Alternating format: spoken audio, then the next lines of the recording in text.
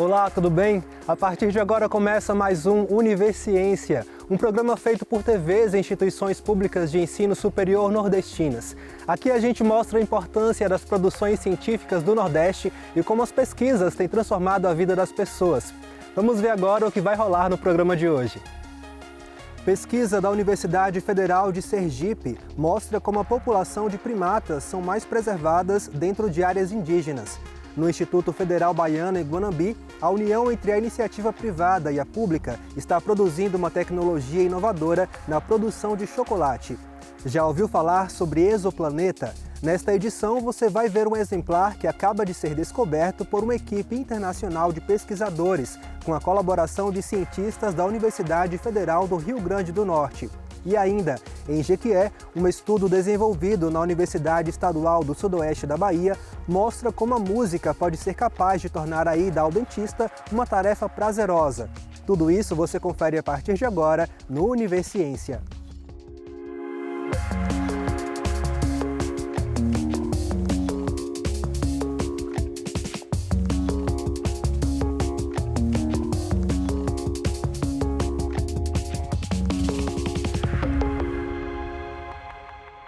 A população de macacos vem diminuindo nas florestas brasileiras e a maior causa disso tem sido o desmatamento. Preocupados com esse fenômeno, pesquisadores da Universidade Federal de Sergipe se uniram a 25 instituições em 13 países para descobrir a importância da contribuição dos territórios indígenas na preservação da biodiversidade, em especial das espécies de primatas.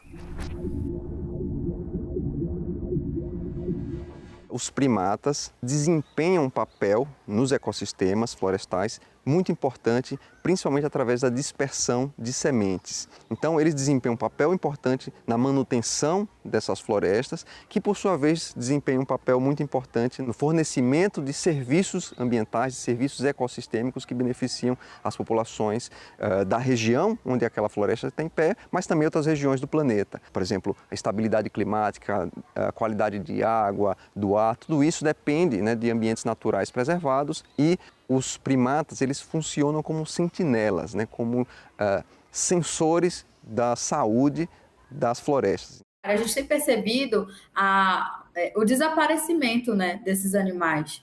E ali na região do Baixo Tapajós, então era muito presente a gente ver esses animais por lá. Hoje, infelizmente, com as queimadas, a gente já quase não observa, né? Cerca de 70% das espécies estão sob algum risco de extinção. E 93% das espécies estão com suas populações em declínio, ou seja, reduzindo. A principal causa dessa redução dessas populações, dessa ameaça de extinção dessas espécies, é principalmente a destruição das florestas, que é o hábitat principal dos primatas. Isso tem preocupado cada vez mais, é o avanço do agronegócio, o avanço da pecuária e do garimpo ilegal dentro dos nossos territórios. Uma das principais maneiras de proteger a biodiversidade é através de áreas protegidas, principalmente unidades de conservação. Esse é o modelo internacional de conservação da biodiversidade. Mas dentro, né, do conjunto de áreas que podem proteger a biodiversidade estão os territórios indígenas. E quando a gente consta esse desaparecimento, é também um indicativo, como os primatas, né, mamíferos, um indicativo de ameaça para a gente também, porque demonstra que há um desequilíbrio ali, né, naquele ambiente, naquele lugar. Então foi nesse sentido que desenvolvemos, né, em colaboração com pesquisadores de 25 instituições de 13 países, uma pesquisa para entender a contribuição dos territórios indígenas para a conservação da biodiversidade, especificamente das espécies de primatas.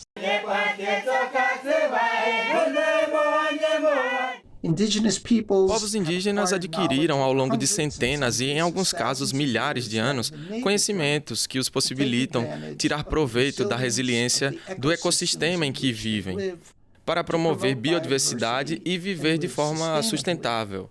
Precisamos aprender e respeitar os conhecimentos deles, e não podemos permitir que suas terras e recursos sejam confiscados e sobreexplorados. Dentro da área de distribuição desses animais ao longo do planeta inteiro, onde existem territórios indígenas, essas áreas contemplam aí 70% aproximadamente das espécies. Se a gente comparar a diversidade de primatas dentro de áreas indígenas com outras áreas do planeta, ele sempre tem uma diversidade maior. Então, os territórios indígenas, além de proteger as populações indígenas, a cultura, que inclusive contribui enormemente para a diversidade cultural humana, né? Então, além de proteger a cultura, a língua, as tradições, as pessoas, os povos indígenas, ela também contribui com a conservação da biodiversidade, e nesse caso ilustrada, né, pelas populações de primatas. Então, o que precisa ser feito é expandir a área de terras não indígenas que contém população primata e que são reconhecidas formalmente como áreas protegidas. Elas podem ser parques nacionais ou reservas naturais. Então, governos nacionais precisam dedicar recursos para proteger essas áreas e investir em programas de silvicultura de larga escala para restaurar o ecossistema natural dessas terras. Senão, essas terras vão ser sobreexploradas e fragmentadas, até que essas populações de primatas que habitam essas áreas se tornem extintas.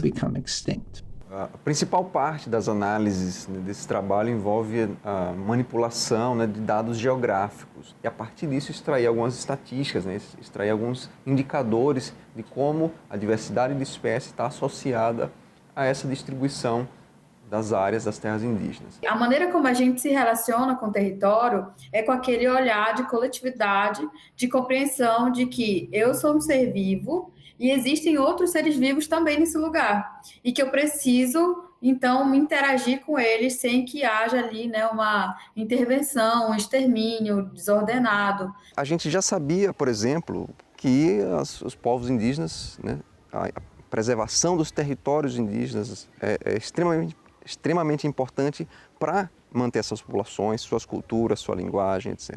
O que esse trabalho mostra é que, além da importância para as populações indígenas, a proteção desses territórios é também importante para proteger a biodiversidade e todos os serviços ecossistêmicos que advêm dessa biodiversidade. No próximo bloco, vamos ver como a tecnologia pode ser uma forte aliada na diminuição dos custos da produção do chocolate. A gente volta já já.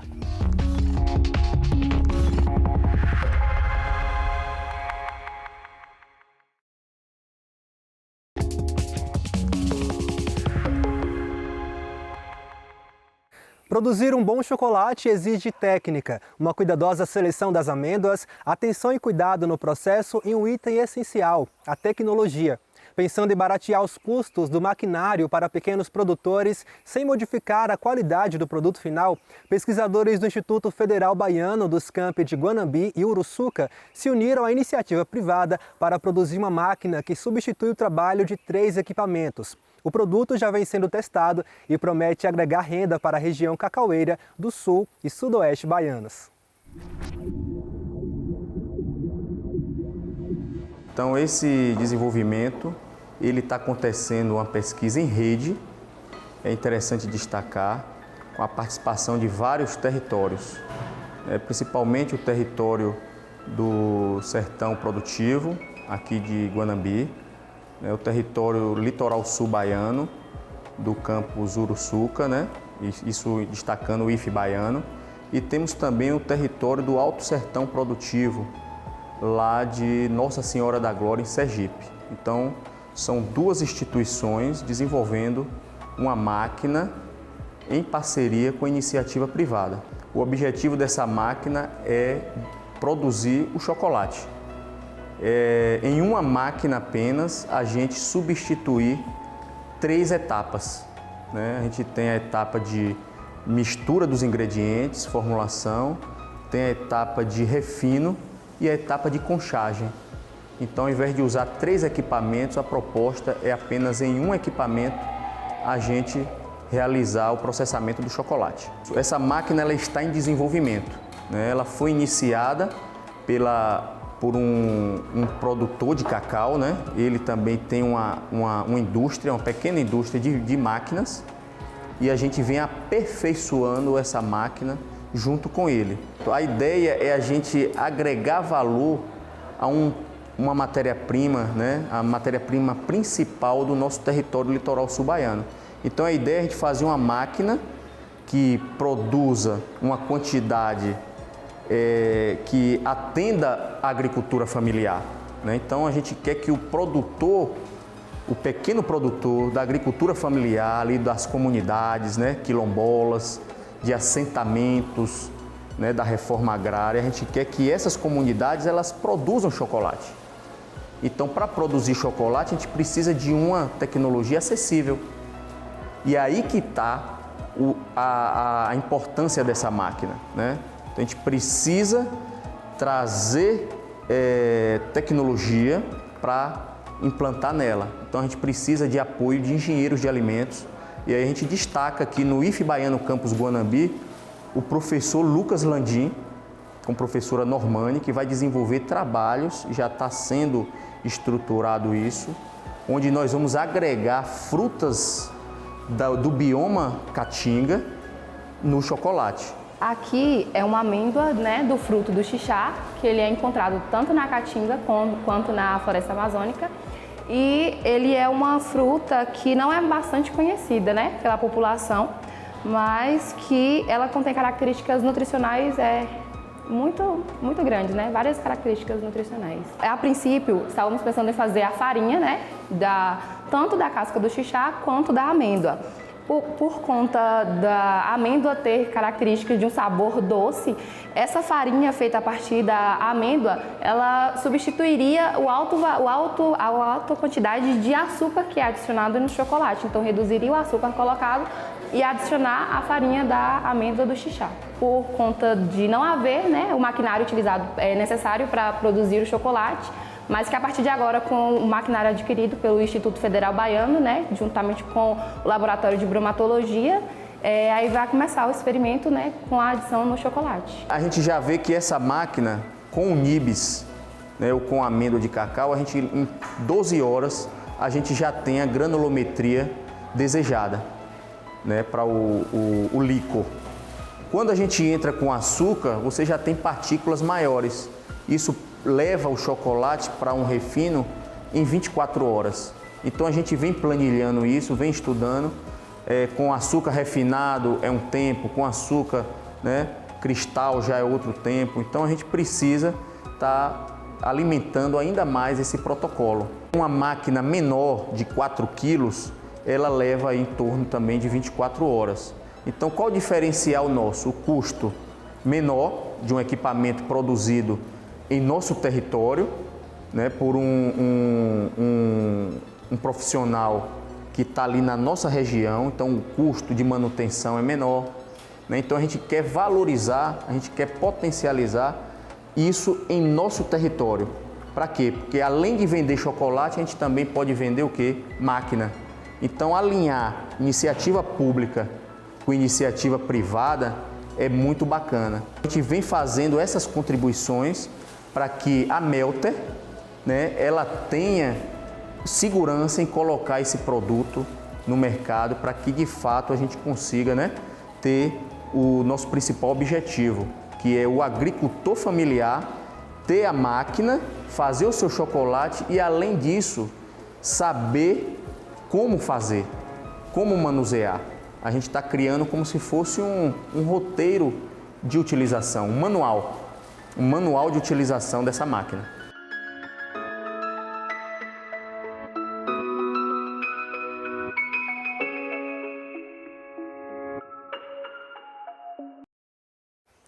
Agora vamos falar sobre um assunto que desperta algumas das nossas maiores curiosidades, o universo e seus planetas. Recentemente, uma equipe internacional de pesquisadores, com a colaboração de cientistas da Universidade Federal do Rio Grande do Norte, descobriu um planeta coberto de água. O exoplaneta está situado a 100 anos-luz da Terra e já é chamado de planeta água ou planeta oceano. Vamos descobrir o porquê.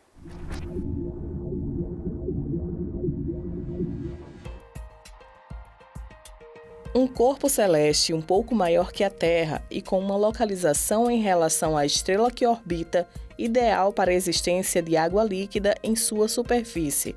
A recente descoberta da astronomia pode ser um planeta oceânico, completamente coberto por uma espessa camada de água.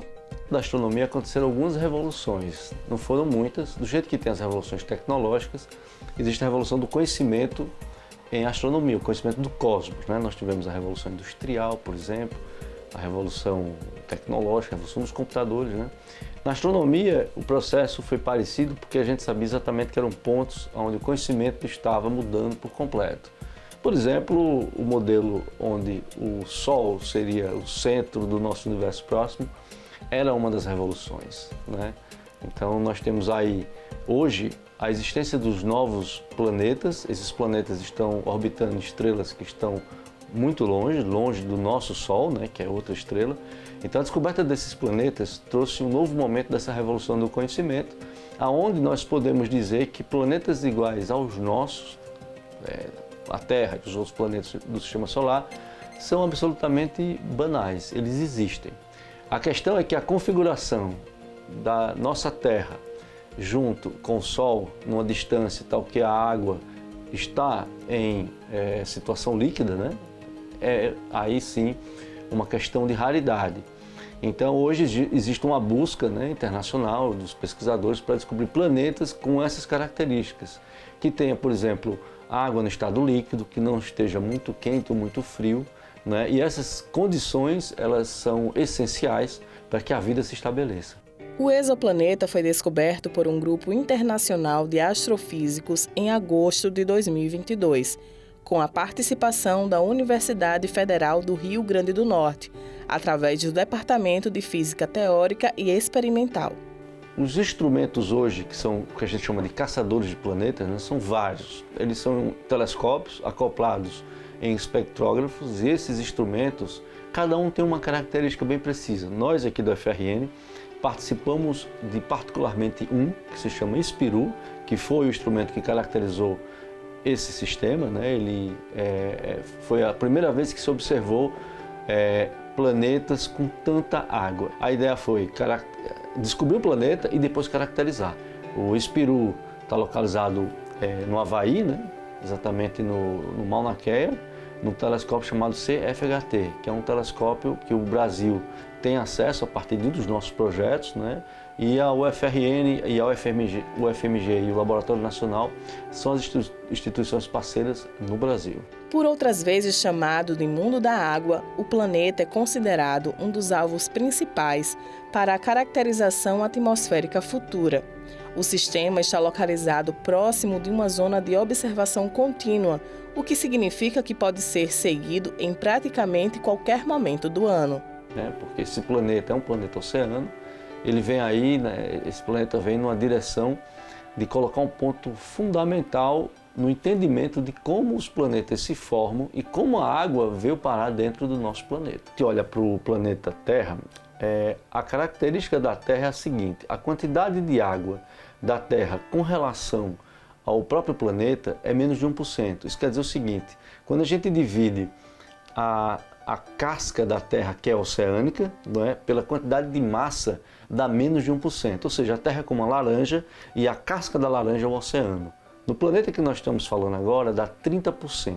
Isso é muita água. Isso também revoluciona um pouco o entendimento sobre o surgimento dos planetas. A gente achava que toda a água que aparece no planeta ou teria caído na forma de cometas ou alguma parte veio de quando a Terra foi formada. Mas um planeta com tanta água, não dá para cair tanto tanto cometa. Então a gente fica assim, olha, talvez essas teorias de como a água surgiu na Terra tenha que ser revista. Mas a descoberta de vida, ela segue uma quantidade de passos iniciais. A primeira coisa é detectar aonde você quer buscar vida fora da Terra. Então você encontrou um planeta parecido, você encontrou água, e aí esse é um dos alvos que a humanidade vai escolher para jogar ali a esperança de ter vida. Então esse planeta, ele automaticamente entrou no catálogo daqueles que as pessoas vão tentar buscar vida de fato. Você tem medo de ir ao dentista? Então não perca o próximo bloco do Univerciência, que traz uma pesquisa sobre como a música pode aliviar os traumas de quem foge desse profissional. É logo depois do intervalo.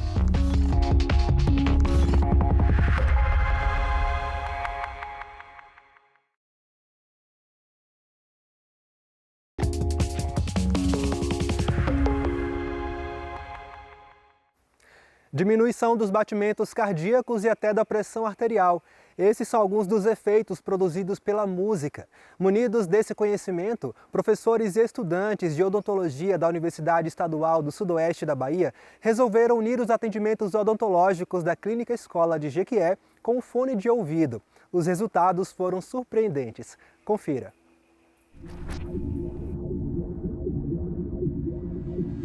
O título da nossa pesquisa é a influência da musicoterapia frente ao atendimento odontológico de crianças e adolescentes. E é justamente o objetivo dela é medir, os níveis de ansiedade, de que forma essa musicoterapia ela vai influenciar, nos níveis de ansiedade do paciente, na redução do medo e fazer com que facilite tanto para o operador, quanto também promover a saúde do paciente. A nossa pesquisa ela é baseada em 3 momentos. Tem o primeiro momento que é na recepção, quando a gente faz a acolhida com elas, conversa com os pais, explica do que se trata a pesquisa em si e depois de assinado o termo de consentimento e assentimento, a gente faz a primeira tomada dos primeiros dados que a gente recolhe, como a oxigenação, a escala FIS, a pressão arterial. E a partir daí, depois de liberado, quando eles voltam e entram aqui dentro do ambiente clínico, é feito antes, durante ali o atendimento odontológico mesmo, que é quando ele vai estar em contato com as turbinas, com os instrumentais, que geralmente geram um pouquinho de medo pelas pessoas que estão ali participando mesmo e observando. E aí, a partir desse momento, a gente usa o fone de ouvido como meio de distrair a criança frente a esse ambiente, que geralmente causa esse medo e essa ansiedade. E aí, a partir daí, essa criança, com o procedimento já feito com os fones de ouvido, a gente faz toda a mensuração dos dados novamente. Mede novamente a pressão arterial, a oxigenação, a escala FIS, e a gente vai fazendo algumas análises de dados enquanto ela está passando pelo tipo de procedimento. E ao final do procedimento, quando termina tudo, a gente mede totalmente de novo para ver se aquilo se manteve em um nível de estabilidade e como é que a criança respondeu diante ao processo da musicoterapia. É uma das principais questões do atendimento odontológico que as pessoas têm medo do dentista em algum grau. Então é muito importante que haja um acolhimento e uma interação para que reduza o estresse e o medo. Se o adulto tem medo, a criança vai ter esse medo muito mais exagerado. E nos dias de hoje, é crescente o número de casos de pessoas mais jovens com ansiedade, depressão.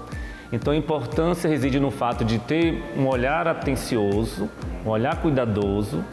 Você observa pelo ambiente que é lúdico, acolhedor.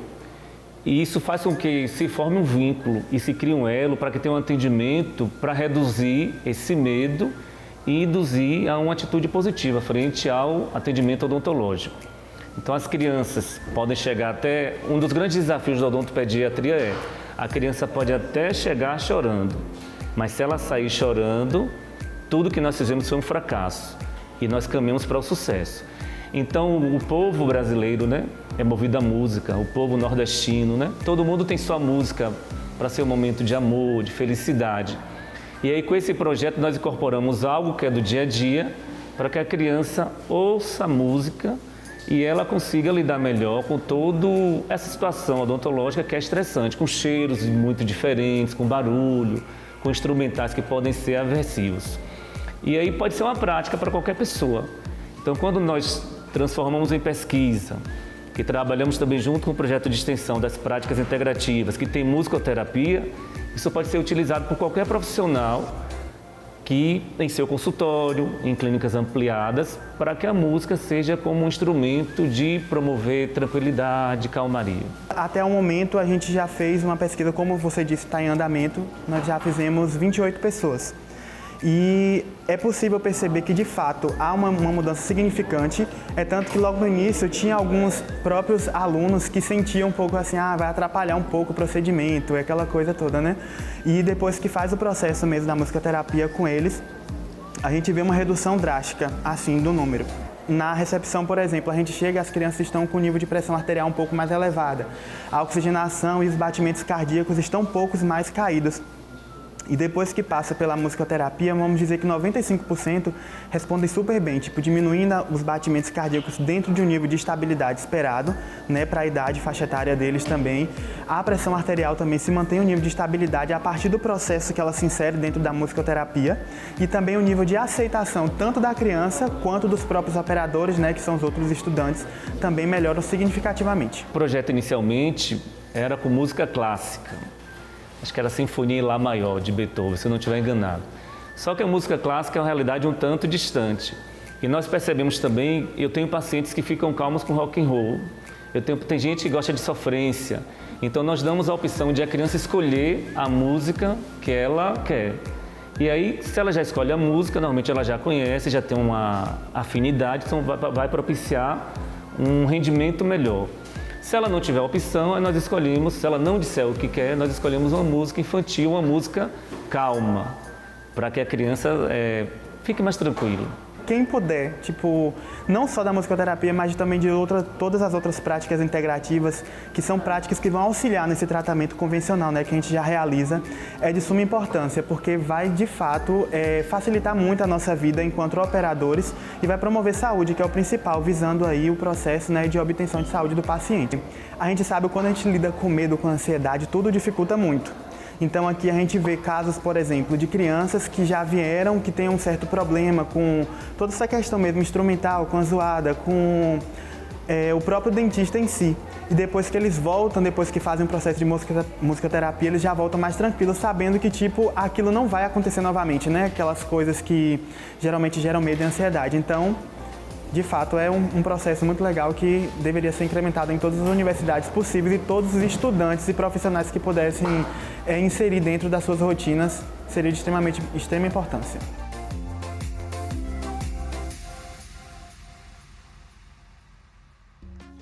Por hoje é só, o Univerciência fica por aqui. No próximo programa traremos mais pesquisas inovadoras para a gente conhecer o que tem sido produzido nas instituições públicas de ensino superior nordestinas. Caso tenha alguma dúvida, envie um e-mail para univerciência@uesb.edu.br que a gente te responde por aqui em um próximo programa. Obrigado pela sua companhia e até mais.